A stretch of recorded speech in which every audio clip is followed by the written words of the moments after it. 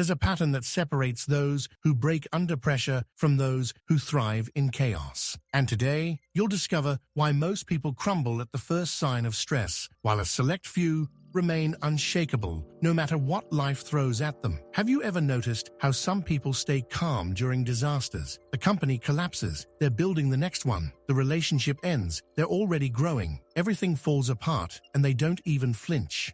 And you know what most people think? Oh, they're just naturally calm. They were born with thick skin. They don't feel stress like I do. You've probably heard someone say this kind of thing. Many people use this excuse to justify their anxiety. Some people are just wired differently. I'm sensitive. I overthink. That's just who I am. And that's the biggest lie anyone can tell themselves. Now, do you know what people who stay calm under extreme pressure have in common? What they have is something you were never taught in school, in therapy, in any self-help book you've ever read. In feudal Japan, there was a mental discipline so powerful that it allowed samurai to face death without flinching, to make life or death decisions with perfect clarity, to perform flawlessly while chaos raged around them. This discipline had nothing to do with being emotionless or suppressing feelings. It had everything to do with understanding one principle that separates the panicked from the unshakable. They called this principle Fudoshin, the immovable mind. And when you understand how it works, you stop being that person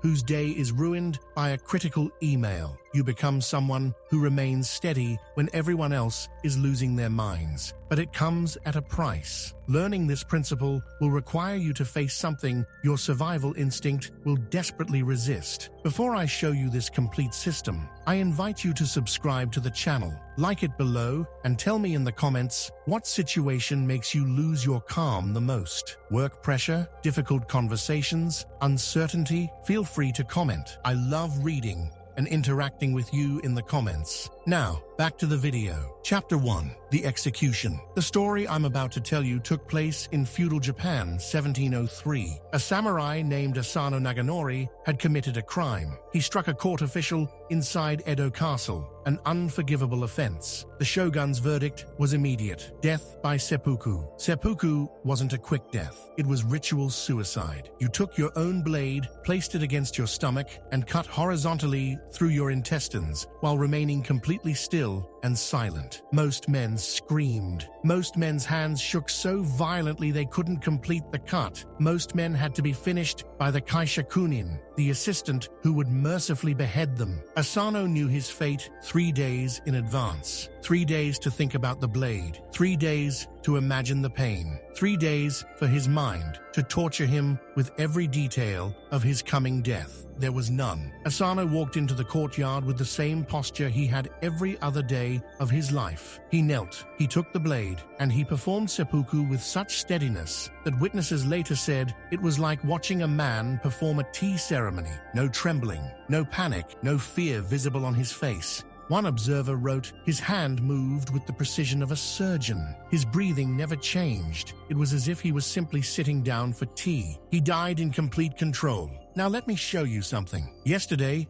you received an email. Your boss, your client, someone important wrote, "We need to talk." 4 words. And your body reacted like Asano should have. Your heart rate spiked. Your palms started sweating. Your stomach tightened. Your mind immediately began catastrophizing. I'm getting fired. I made a mistake. They're angry. This is bad. This is really bad. You couldn't focus for the next 3 hours. You checked your phone every 2 minutes. You played out 47 different scenarios of how the conversation would go. 4 words in an email destroyed your entire day. Asano had 3 days to think about a blade going through his stomach, and his hands didn't shake. You had 3 hours to think about a conversation, and you couldn't function. What did he have that you don't? Chapter 2, The Meeting. Let me take you back further. 20 years before Asano's death, there was a young samurai named Takeshi. Unlike Asano, Takeshi wasn't born with nerves of steel. He was terrified of everything. His first battle, he froze. His sword felt like it weighed 1,000 pounds. His mind went blank. He couldn't remember a single technique he'd trained learned for years to master.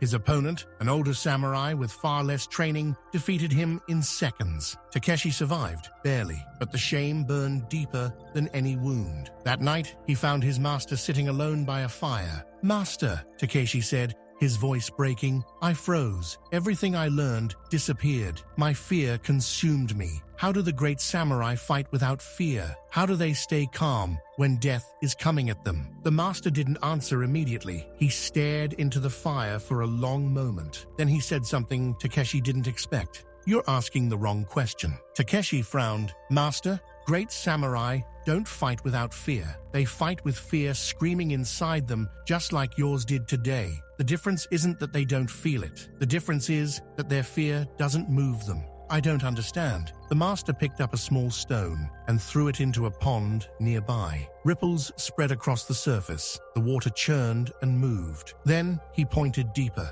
On the surface, chaos, but go down 20 feet, and what do you find? Stillness, Takeshi said. "Exactly. That is Fudoshin, the immovable mind. Your emotions, your fear, your panic, they are the surface. They will always move. They will always ripple. But beneath them, there must be something that never moves. That is where your actions come from. Not from the surface, from the depths." Takeshi shook his head. "But how do I find these depths? How do I build this immovable core when all I feel is the chaos?" The master smiled. "You're going to hate what I tell you next." Chapter 3. The Training No One Wants.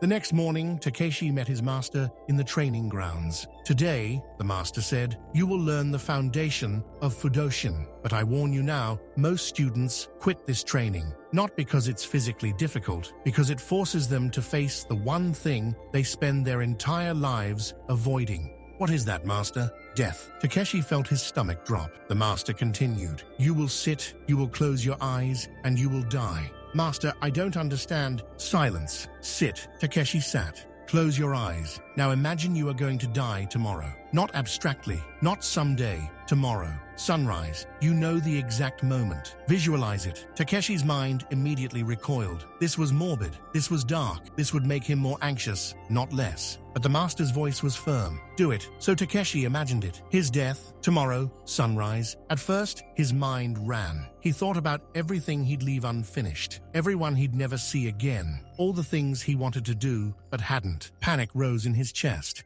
"Stay with it," the master said. "Don't run from the feeling. Sit inside it." Takeshi forced himself to stay, to imagine the moment of death in detail, the feeling of life leaving, the final breath, the darkness. 10 minutes passed. His heart was racing. "Every morning," the master said, "you will do this. 20 minutes. You will die in your mind before you begin your day. And slowly, something will change." "What will change?" Takeshi asked, eyes still closed. "Your fear will lose its power, because you'll have already faced the worst possible outcome 1,000 times. Takeshi opened his eyes. "Master, this seems extreme. Wouldn't this make someone obsessed with death? Wouldn't this create more fear, not less?" The master shook his head. "You are afraid of death because you avoid thinking about it. You pretend you'll live forever, so when real danger comes, your mind has never prepared. It panics because death is unknown. But if you face death every single morning, if you make peace with it, if you accept it as inevitable, then what is there left to fear?" "But I'm not going to die tomorrow." "How do you know?" the master interrupted. "You don't. None of us do. You could die today, tomorrow, next week. You have no idea. So the question is, will you spend your limited time being controlled by fear of the inevitable, or will you accept it and become free?" Takeshi was silent. "This practice," the master continued, "is called Maranasati, death meditation. Every great samurai does this. It's why they can face a blade without flinching. It's why Asano walked to his execution like he was walking to breakfast. He had already died 1,000 times in his mind. The actual death was just one more." Takeshi felt something shift in his chest. It made sense. Horrible sense, but sense nonetheless. "And if I do this every day, in 6 months, you will not recognize yourself. Fear will still arise, but it will not control you. your mind will remain clear even as your body screams danger. That is Fudoshin. Chapter 4. What actually happens in your brain. Let me pause the story and explain what the master didn't know he was doing. Modern neuroscience has discovered something revolutionary about fear and the brain, and samurai accidentally perfected this technique 400 years before scientists could explain it. Your fear response lives in a part of your brain called the amygdala. It's ancient, it's primitive, and it cannot tell the difference between real danger and imagined danger. When your boss sends that "we need to talk" email, your amygdala fires exactly the same way it would if a tiger was charging at you. To your amygdala, embarrassment equals death. Rejection equals death. Failure equals death. So it floods your body with cortisol and adrenaline. Your heart races, your palms sweat, blood leaves your prefrontal cortex, the part of your brain that thinks rationally, and floods your muscles to prepare for fight or flight. You become neurologically stupider. This is called an amygdala hijack, and it's running your life. You make terrible decisions when you're anxious because you're literally not thinking with your full brain. You avoid important conversations because your body thinks you'll die. You procrastinate on crucial projects because your nervous system treats them like mortal threats. Now here's what the samurai discovered. When you repeatedly expose yourself to a feared stimulus in a safe environment, your amygdala learns, "This thought won't kill me." Neuroscientist Joseph Ledoux at NYU has spent 30 years studying fear extinction. His research shows that the amygdala can be retrained through repeated, controlled exposure to fear. The samurai weren't being morbid with death meditation. They were conducting exposure therapy. By visualizing death every single day in a controlled setting, they taught their amygdala, "Death thoughts don't kill me. I can sit with this. I can survive this feeling." So when real danger came, when an actual blade was swinging at their face, their amygdala barely flickered. They had trained it to stay quiet. Their prefrontal cortex remained online. Their rational mind stayed in control. Their hands didn't shake. That's Fudoshin. Not the absence of fear, but fear that cannot move you. Chapter 5. The Already Dead Principle. 6 months passed. Takeshi practiced death meditation every morning. 20 minutes, eyes closed, visualizing his death in detail. At first, it was torture. His mind fought it. His body resisted. Every morning felt like willingly walking into psychological pain. But slowly, something changed. Death stopped feeling like this catastrophic, unthinkable event. It started feeling like a fact, an inevitability, something neutral. And when that shift happened, everything else in his life shifted with it. One day, Takeshi's master gave him a test. "Tomorrow, you will fight Kenshin." Takeshi's stomach dropped. Kenshin was the best fighter in the region. Brutal,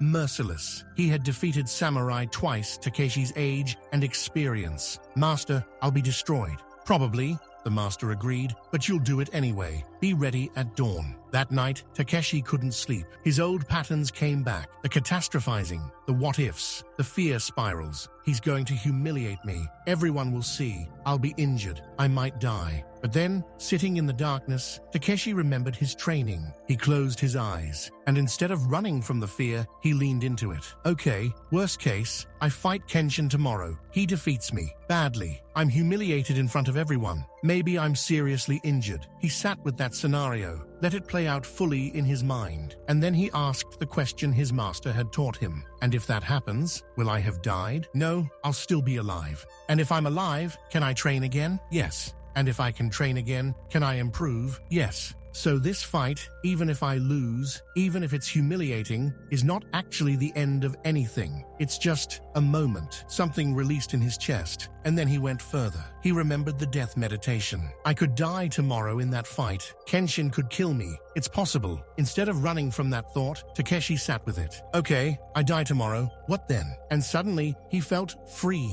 If I'm going to die anyway, if death is inevitable, whether tomorrow or 50 years from now, then what's the point of being paralyzed by fear of it? This was the second layer of Fudoshin that his master hadn't explicitly taught yet, but Takeshi discovered it himself. The Already Dead Principle. Chapter 6. The Fight. Dawn came. The courtyard filled with spectators. Kenshin stood across from Takeshi, a slight smile on his face. Confident, predatory, Takeshi's heart was racing. His palms were sweating. The fear was there, but beneath it, something else, stillness. He had already died in his mind that morning. He had already accepted the worst outcome. He had already made peace with it. So the fear was there, screaming on the surface.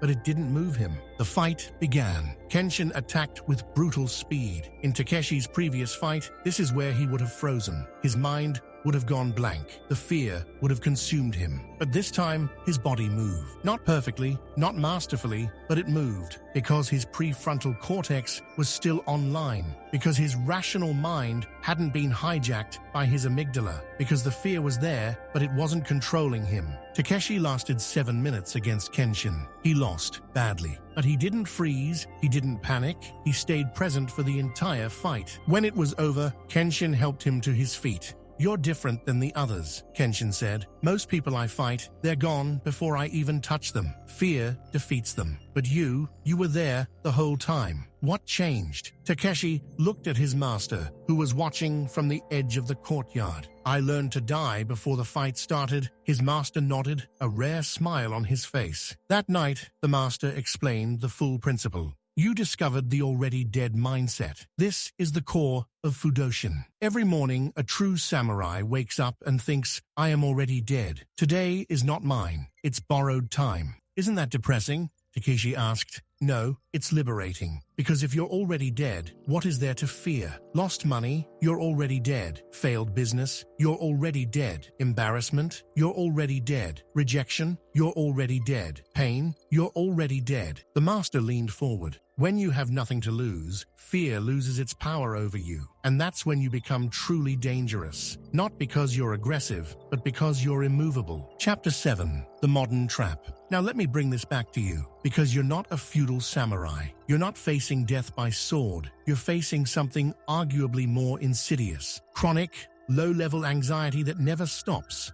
A samurai faced death occasionally. Sharp, intense, but temporary. You face stress constantly, every day, all day. Your nervous system never gets a break. The email, the deadline, the bills, the relationship tension, the health worry, the social pressure, the uncertain future. Your amygdala is in a permanent state of low-level activation, and it's destroying you. You're not making clear decisions because your prefrontal cortex is chronically under-resourced. You're avoiding important actions because your body has learned that everything feels dangerous. You're exhausted because living in constant fear is neurologically expensive. And here's the worst part, you don't even realize it's happening. You think this is normal. You think everyone feels like this. You think this is just stress, and stress is unavoidable in modern life. But it's not normal, and it is avoidable. The samurai lived in objectively more dangerous times than you. They faced actual death regularly, and yet they were calmer than you are checking your email. Why? Because they trained Fudoshin,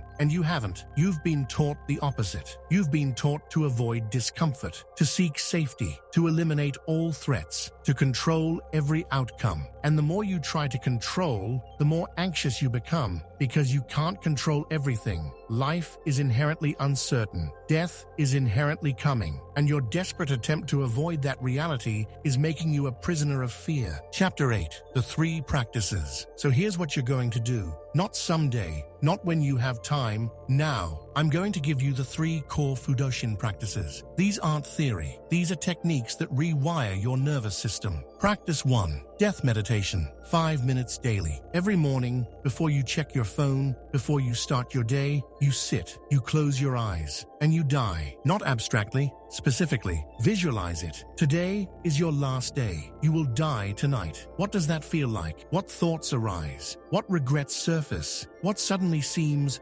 unimportant? Sit with it. Don't run. Let the discomfort be there. Do this for 5 minutes minimum. Why this works? Your amygdala learns that death thoughts don't kill you. You're training fear extinction. After 30 days of this practice, your baseline anxiety will measurably decrease. Practice 2. Worst case protocol. Before stressful situations, before any situation that makes you anxious, you stop and you ask, what is the actual specific worst-case scenario? Not the vague fear, the concrete outcome. I'll get fired. Okay, then what? I'll find another job. Is that death? No. They'll reject me. Okay, then what? I'll feel embarrassed for a day. Is that death? No. The project will fail. Okay, then what? I'll start another one with better knowledge. Is that death? No. Make your fear specific. When it's specific, your rational brain can evaluate it, and 99% of the time, you'll realize this is uncomfortable, not catastrophic. Practice 3. The immovable anchor during panic. When you feel anxiety rising, when your heart starts racing, when panic sets in, you do this. Place your hand on your stomach. Feel it rise and fall with your breath. Inhale for 4 counts. Hold for 2. Exhale for 8 counts. Do this 5 times. Why this works? Extended exhales directly activate your vagus nerve, which controls your parasympathetic nervous system. You're literally sending a signal to your brain. Stand down. We're safe. Your heart rate slows, cortisol drops, your prefrontal cortex comes back online. This is the physiological reset button. Chapter 9. The warning nobody gives you. But here's what nobody tells you about Fudoshin. It's not comfortable. The first time you sit down to do death meditation, your entire body will resist. Your mind will tell you this is morbid, depressing, unnecessary. That's your ego protecting you from growth. The first time you face a stressful situation with the already dead mindset, you'll feel vulnerable, exposed, like you've removed your armor. That's your survival instinct fighting you. But here's the truth. Your current strategy isn't working. Being constantly anxious isn't keeping you safe. Avoiding discomfort isn't making you stronger. Running from fear isn't giving you peace. It's making you weak. And you know it. The samurai who developed Fudoshin weren't trying to eliminate fear. They were trying to become functional despite it. They knew fear would always be there, so they built a core that fear couldn't move. You can do the same, but only if you're willing to do the work they did. Chapter 10. Takeshi's final test.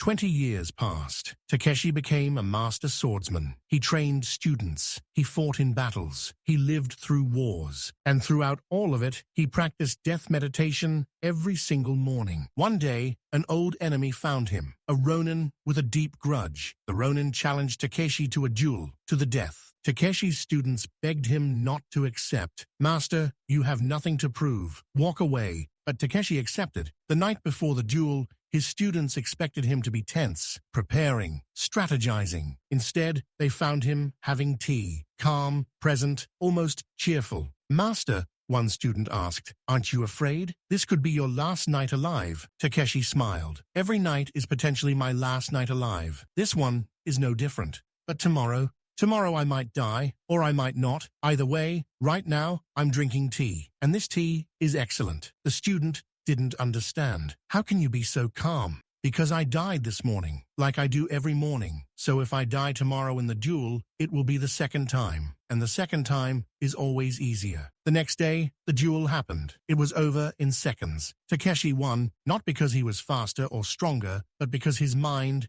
never wavered, not for a single moment. His opponent was skilled, but his opponent was also afraid. And that fraction of a second hesitation, that micro moment where fear made him flinch, that's all Takeshi needed. After the fight, someone asked Takeshi, what were you thinking during the duel? Takeshi replied, nothing. There was no thought, just response. That's Fudoshin. When the surface is chaos, but the depths are still, action becomes effortless. Chapter 11. The choice.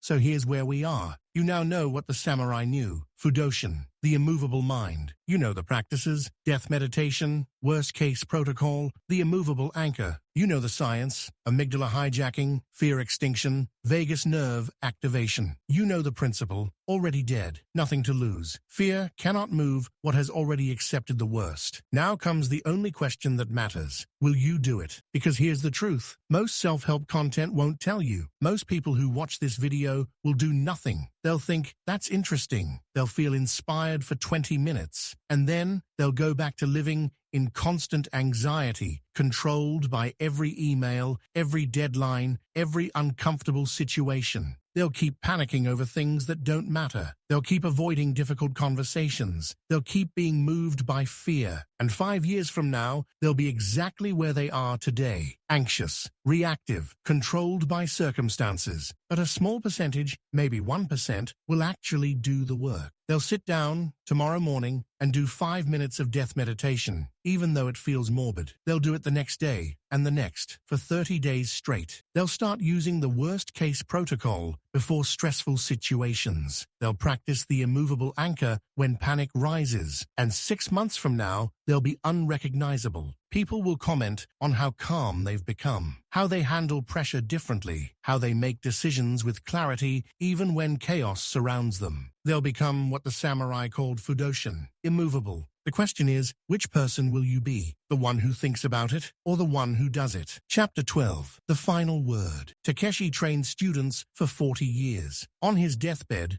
surrounded by his most advanced students, one of them asked, "Master, what was the most important lesson you ever learned?" Takeshi was quiet for a long time. His breathing was shallow. Death was close. Finally he spoke. "I learned that I was already dead. Everything after that was easy." He closed his eyes. "Don't wait as long as I did to learn this. Start dying every morning while you're still young, because the person who accepts death becomes free, and the person who runs from it becomes a prisoner." Those were his last words. 3 days later, his students found something in his meditation room. A small piece of paper with words written in his handwriting. "I die every dawn, so every day I'm born again. This is the secret." Fudoshin isn't just about staying calm under pressure. It's about living fully by accepting death completely. The samurai who could face a blade without flinching wasn't braver than you. He had just practiced dying so many times that life no longer scared him. You can do the same. Not tomorrow, not eventually. Today, close your eyes. 5 minutes. Die in your mind. See what's on the other side of that fear. And when you open your eyes, you'll be different. Not because fear is gone, but because it can't move you anymore. That's Fudoshin, the immovable mind. Now go build yours. If this video changed how you see fear and pressure, I invite you to subscribe to the channel and activate the bell. Tell me in the comments, what situation will you face with Fudoshin this week? If you've made it this far, you're one of the few willing to face uncomfortable truths. That already separates you